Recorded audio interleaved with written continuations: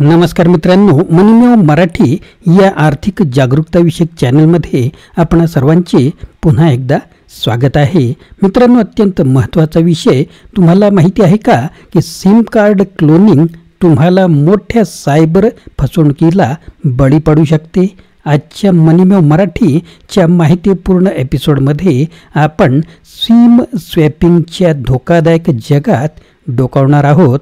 SIM card cloning कसे होते, कोणत्या धक्कादायक तंत्राचा वापर इथे केला जातो आणि स्वतःला सुरक्षित ठेवण्यासाठी कोणते महत्त्वाचे उपाय करावे याची संपूर्ण माहिती मिळवा.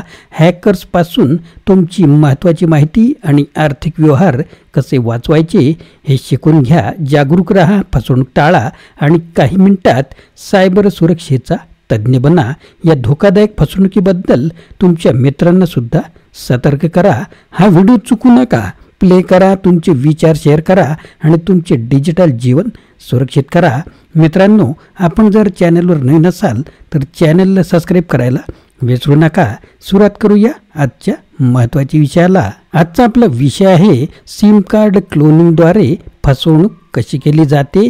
जागरूक रहा, फसवणूक टाळा.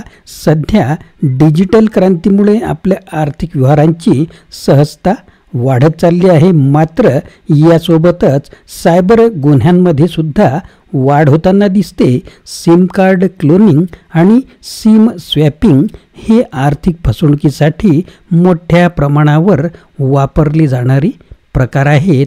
फसवणूक करणारे तुमच्या बँक खात्यावर अनधिकृत प्रवेश मिळवतात आणि तुमच्या पैशांची लूट करू शकतात. त्यामुळे प्रत्येकाने सतर्क राहून आर्थिक सुरक्षिततेसाठी योग्य ती खबरदारी घेणं आवश्यक आहे. तर मित्रांनो, सुरुवातीला पाहूया सिम कार्ड क्लोनिंग म्हणजे काय असतं. तर सिम कार्ड क्लोनिंग म्हणजे तुमच्या मूळ सिम कार्डची सर्व माहिती कॉपी करून डुप्लिकेट सिम तयार करणे.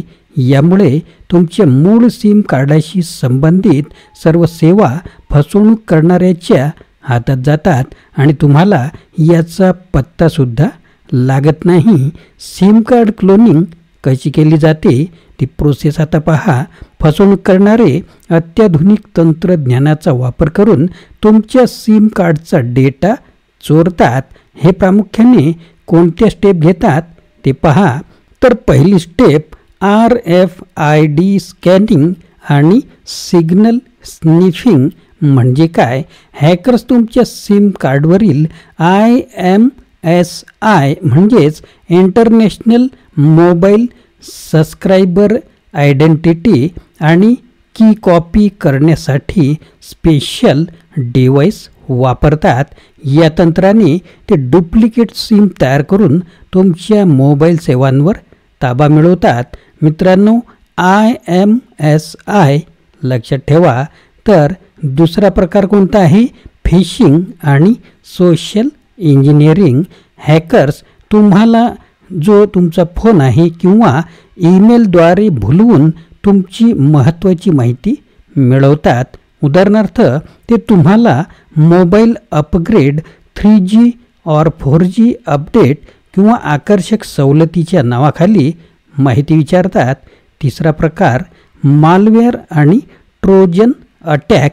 यामध्ये काही हॅकर्स तुम्हाला लिंक पाठवून तुमच्या मोबाईलवर मालवेअर इन्स्टॉल करतात, जे तुमच्या सिम कार्डची माहिती चोरते. असे हे प्रकार आहेत. तर लक्षात ठेवा, सिम कार्ड स्वॅपिंग म्हणजे काय ते आता आपण पाहूया. तर सिम स्वॅपिंग हा आणखी एक प्रकार आहे जिथे हॅकर्स तुमच्या मोबाईल कंपनीकडून डुप्लिकेट सिम मिळवतात. ते ह्या गोष्टी कशा करतात, तर फसवणूक करणारे तुमच्या मोबाईल नेटवर्क कंपनीशी संपर्क साधतात आणि तुमच्या नावाने डुप्लिकेट सिम कार्ड जारी करतात. यासाठी ते बनावट आधार कार्ड, पॅन कार्ड किंवा इतर कोणत्याही दस्तऐवजाचा वापर करून तुमची खात्रीशीर माहिती मिळवतात. तुम्हाला तुमच्या मोबाईलवर नेटवर्क बंद झाल्याचे जाणवेल आणि दुसऱ्या सिमवर तुमच्या OTPs आणि बँक मेसेजेस येऊ लागतील. मित्रांनो, महत्त्वाचा मुद्दा आहे, पुन्हा एकदा सांगतो, तुम्हाला तुमच्या मोबाईलवर नेटवर्क बंद झाल्याचे जाणवेल आणि दुसऱ्या सिमवर तुमच्या OTPs आणि बँक मेसेजेस येऊ लागतील, तेव्हा सावधगिरी बाळगा. आता पाहूया बँक फसवणूक कशी केली जाते. एकदा का तुमच्या मोबाईल क्रमांकावर नियंत्रण मिळाले की फसवणूक करणारे तुमच्या बँक खात्यात प्रवेश करू शकतात. ते काय काय करतात पहा. ते बँकेच्या कस्टमर केअरला कॉल करून पासवर्ड रिसेट करू शकतात. तुमच्या नावाने OTP मिळून पैशांची मोठ्या प्रमाणावर चोरी करू शकतात. त्यानंतर ऑनलाईन मनी ट्रान्सफर किंवा UPI द्वारे आर्थिक व्यवहार करू शकतात. मित्रांनो, अशा प्रकारच्या घटना झालेल्या आहेत किंवा होऊ शकतात, तेव्हा सावध राहा. आता पहा, फसवणुकीपासून स्वतःला कसे सुरक्षित ठेवलं पाहिजे. तर अनोळखी कॉल्स आणि मेसेजपासून सावध राहा. मोबाईल कंपनीचे प्रतिनिधी असल्याचे सांगून जर कोणी तुमची माहिती विचारत असेल तर ती देऊ नका. त्यानंतर मोबाईल नेटवर्क अचानक बंद झाल्यास सावध व्हा. जर तुमच्या मोबाईलमध्ये अचानक नेटवर्क गेले असेल आणि बराच वेळ आले नाही तर त्वरित मोबाईल कंपनीला संपर्क साधा.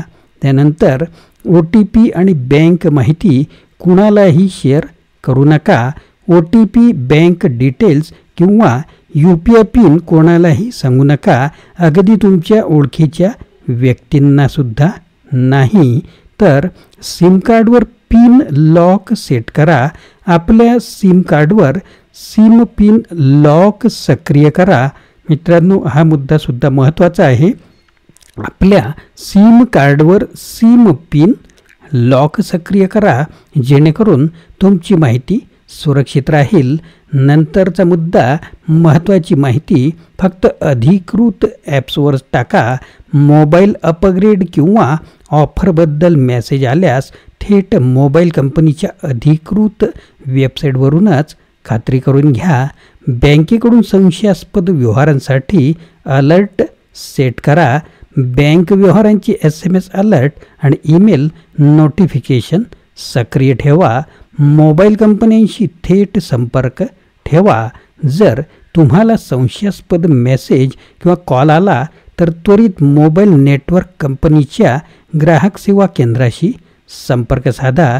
तर मित्रांनो, सिम कार्ड क्लोनिंग आणि सिम स्वॅपिंगद्वारे फसवणूक करणारे अत्याधुनिक तंत्रज्ञानाचा गैरवापर करून नागरिकांची फसवणूक करत आहेत. त्यामुळे आपण सतर्क राहणे आवश्यक आहे. अनोळखी लिंक क्लिक करू नका. आपली व्यक्तिगत माहिती कुणालाही शेअर करू नका आणि संशयास्पद व्यवहारांसाठी बँक आणि मोबाईल कंपनीशी वेळोवेळी संपर्क साधा. आपली सावधगिरीच तुमचे आर्थिक सुरक्षिततेचे सर्वात मोठे कवच आहे. मित्रांनो, हा व्हिडिओ आपल्याला कसा वाटला नक्कीच कमेंटमध्ये कळवा. लाईक करा, शेअर करा आणि आपल्या मित्रांना व्हिडिओ फॉरवर्डसुद्धा करा. आणि मित्रांनो, नवीन असाल तर चॅनलला न चुकता सबस्क्राईब करा. पुन्हा भेटूया अशाच आर्थिक जागरूकताविषयक व्हिडिओत. धन्यवाद.